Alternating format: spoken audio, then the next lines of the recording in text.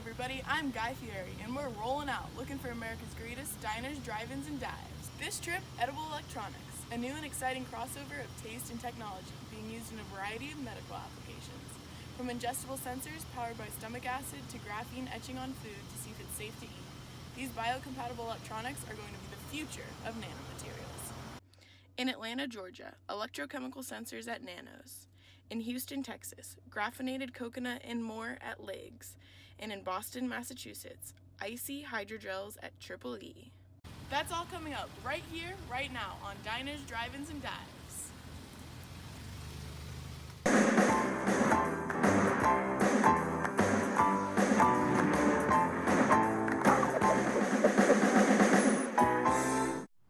So I'm here in Atlanta, Georgia, right down the road from the 2019 Super Bowl venue, Mercedes-Benz Stadium, to check out a joint that is serving up a whole new style of food.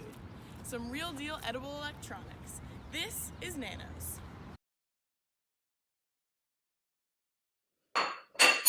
Circuitry pasta is up. Here you are, your circuitry pasta. Thank you. The quality and innovations Nanos provides is like no other. They have such a modern take on food, and the atmosphere is exceptional. Keeps me coming back time after time. And that modernization is what Nanos prides itself on, cooking up absurdly, outrageously delicious food since the doors first opened in 2015. So tell me how you make these edible electronic devices. Do they have cookbooks for this sort of thing?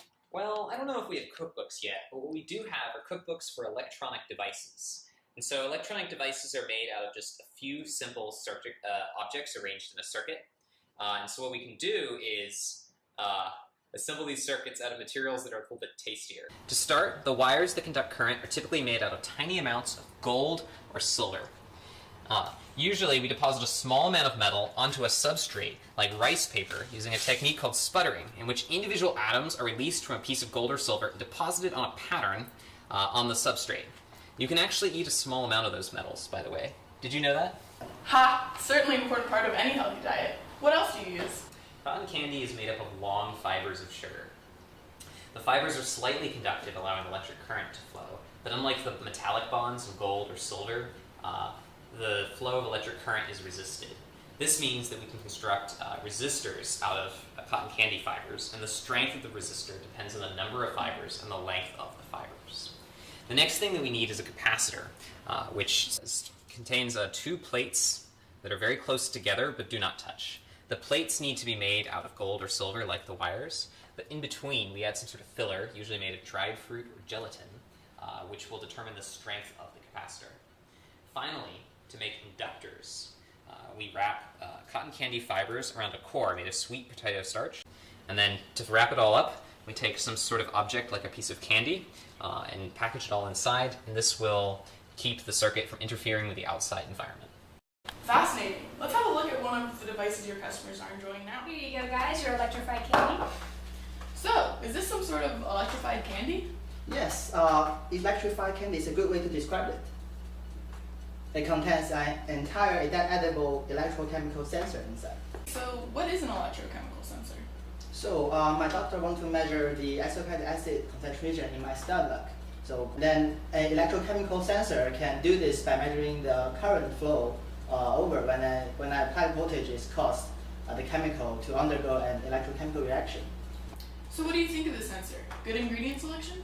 Absolutely, it tastes pretty good. And the sensor is made of activated charcoal, and it is bonded to the surrounding by olive oil, so which is nice. The charcoal is highly porous, meaning that there's a large surface area for the acid ions to interact with the sensor. And it is conductive, allowing another circuit to measure the current flow through it. So in my stomach, the amount of acid will affect the current. So it's like a fingerprint. Activated charcoal is a health supplement, you know. And I saw that they were using extra virgin olive oil in the kitchen. Sounds like you're in good hands. Absolutely, I love this place. That was great. Keep it up. It's delicious. So I'm here in the Houston, Texas area near Rice University. I was here a few years ago and ran into a very common problem for traveling people in an unfamiliar city. I didn't know where to eat, and I wasn't going to let that happen again. So I rolled up Triple D style and found one of the great establishments. This is Legs. This is some of the best edible electron you will find in the world. It is very representative of some of the best advances in the field of nanotechnology. Definitely a very popular field to be in modern era. So popular, in fact, a team of researchers at Rice University have been published numerous times for their advances in the field laser-induced graphene, capable of writing graphene patterns on virtually any surface, including food. Graphene toast in the window. So we're known for our graphene. We make all of our graphene in-house via lasering highly carbon-concentrated materials. The laser-induced graphene, known as LIG for short, is a foam made out of tiny cross-linked graphene flakes. The process can embed or burn patterns that can be used as biological sensors. Some of my staff here theorize that any substance with a reasonable amount of carbon can be turned into graphene. Seriously? That's absurd. Unlike the earlier method, which only required a single laser beam to pass, the new technique requires multiple defocused passes. This is because the first laser shot converts the substrate into amorphous carbon, and the subsequent shot or two photothermally converts this carbon into graphene as the material selectively absorbs infrared light. The wavelength of light is all important here, and the selective absorption of IR light by amorphous carbon is one reason why mere thermal treatment or irradiation with other wavelengths upon carbon precursors do not induce LIG. The common capable material appear to be lignin. Coconut shells and potato skins have even higher lignin content than oven-dried wood, so it's easier to convert them into graphene. What is more, these materials can be processed under ambient conditions. Wow, that's a lot of lignin. It is, and the microsupercapacitor coconut is one of our best sellers. The coconut-derived material has a higher capacitance than polyamide processed under the same laser fluence. It is so good. Just a little bit of that graphene coming through balanced just perfectly with the rich tropical flavor of the coconut. Perfectly cooked. Well done. Excellent job, my friend. Thank you. And perhaps all food one day will have tiny RFID tags that can give information about where it's been, how long it's been stored, its country and city of origin, and the path it took to get to your table. LIG tags could even be sensors that detect E. coli or other microorganisms on food. They could change color and give you a signal that you don't want to eat this. All that could be placed not in a separate tag on food, but on the food itself. I think it's awesome that I can someday know exactly where my food came from. I really care about what I put into my body, and I want to know that it came from healthy, clean sources. It gives farm to table a whole new meaning. So what exactly are you eating right now? This is Lick's balsamic toast. I know that the sensors aren't fully operational, but I can get patterns engraved that can, in the future, track what I'm eating and whether it is contaminated with E. coli. That way we don't run into another romaine lettuce situation. Keep it up, brother. We're here in Boston, Massachusetts, about a mile away from the highly touted Massachusetts Institute of Technology at the famous Triple E, Edible Electronics Eatery. And I've got to be honest with you, I don't know if I'm prepared. See, from what I've been told, this place is the real deal. This is Triple E. I love this place. Beautiful plating, beautiful flavors. You can't help but love it. And that love is seen through Linda's passion for the highest quality ingredients and highest quality standard served on every plate. I've got an order of jumbo hydrogels. We're here at Triple E, Edible Electronics Eatery. Love the name. How's it going? Hey, thanks for stopping by. Today we're cooking up some conducting hydrogels for edible electrodes. Our ionic covalent entanglement hydrogels are made with ingredients like Vegemite, Marmite, gold leaf, and jelly. Due to their conductive properties, these devices are great because they can be used to detect and diagnose gastrointestinal tract disorders. Because these capsules are so small, they can easily pass through the digestive system in a much less invasive manner than existing methods for detecting and assessing digestive issues like colonoscopies and endoscopies. So what was the thought process of adding food-grade products into these edible electrodes?